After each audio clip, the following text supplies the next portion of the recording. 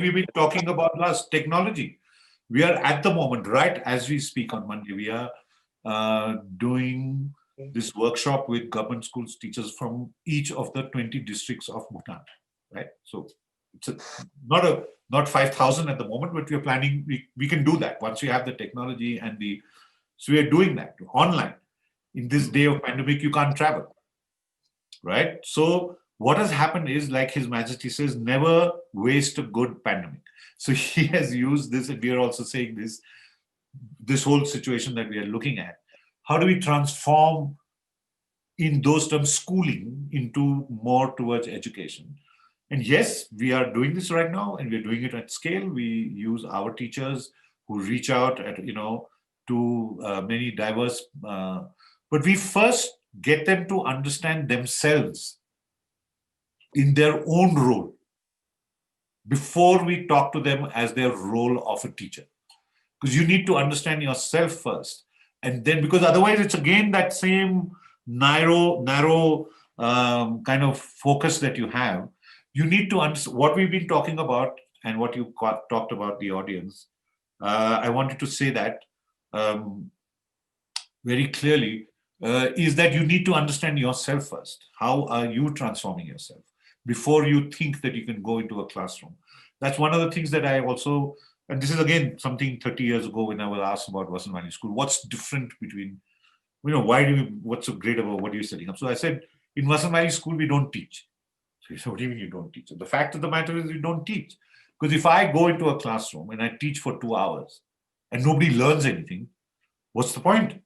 I've had a great time teaching. So the job of the adult in the classroom is to help children to learn. And that will only happen if the adult is in a learning mode herself first. If you're not in the learning mode yourself, there is no way that you can go inside and help to get students to learn. So in Vasant Valley School, in many other places, we got students actually to take reversal. So one was technology again. When technology was coming in, the students knew much more about technology than the teachers did. So we got the students to take classes and get the teachers to reverse role and learn about technology from the students. And immediately what happened was the students understood how difficult it was to get people to learn something new. And the teachers understood also how difficult it was to learn something new. So this role reversal of students and teachers and students is also a very important aspect going forward. So to the lady from, we are happy to do that. We teachers are also involved in this whole work that we are doing with teachers across Bhutan online. We're getting them to understand this.